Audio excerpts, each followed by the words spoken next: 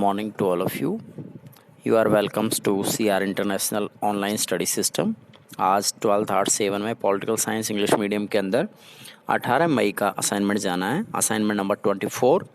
आज का टॉपिक रहेगा इंडियाज़ नेबर्स थिंकिंग। इसमें बताया गया है कि भारत के जो पड़ोसी देश हैं उनका किस तरह का संबंध है, भारत की सरकार के प्रति किस तरह से वो शंकालु दृष्टि से देखते हैं, उन्हें शंका है, डाउटफुल समझते हैं, वो भारत को एक बड़ी महाशक्ति समझते हैं। हमारे पड़ोसी राष्ट्र, इंडिया के पड़ोसी राष्ट्र बहुत ही सस्पेक्टेड तरीके से इस तरह के ये मानते हैं कि इंडिया की जो गवर्नमेंट है उसके कुछ इरादे हैं, वो अलग तरीके के इरादे रखते हैं। मतलब जैसे भारत का जो आकार है बहुत बड़ा है, उसकी शक्ति बहुत अधिक है और इंडिया चाहता है कि यह उन पर दबदबा साबित करे, लेकिन ऐसा नहीं है। वास्तविकता में स्थिति इससे उलट है। भारत बेशक से आकार में बड़ा है, शक्तिशाली है, लेकिन ये साउथ एशिया में स्थिति को शांतिपूर्ण तरीके से आगे बढ़ाना चाहता है। इसका कोई इस तरह का इरादा नहीं है। इसमें नेक्स्ट पॉइंट में बताया गया है कि भारत साउथ एशिया के अंदर एक महत्वपूर्ण शक्ति है।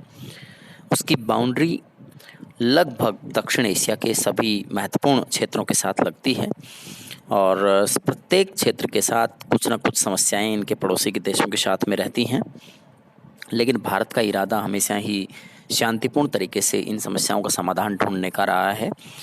और इसके बाद है पॉलिटिकल स्टेबिलिटी की बात। तो राजनीतिक स्थायित्व चाहता है भारत, क्योंकि किसी भी देश के अंदर राजनीतिक स्थिरता अगर बनी रहती है तो वहाँ पे विकास देखने को मिलता है।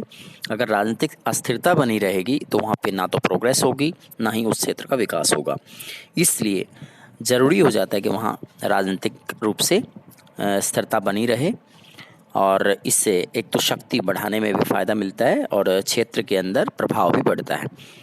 और इस तरीके से हम ये बात क्लियर हो गई है कि जो इंडिया का इरादा है, इंडियन गवर्नमेंट का कोई इस तरह का इरादा नहीं कि वह दबदबा दूसरे देशों पर साबित करे।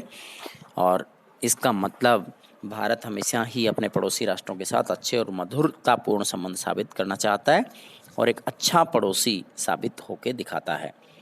इंडिया ने कभी भी सामने से पहले अटैक नहीं किया है। अगर जिसने अटैक किया है तो उसका जवाब दिया है। धन्यवाद।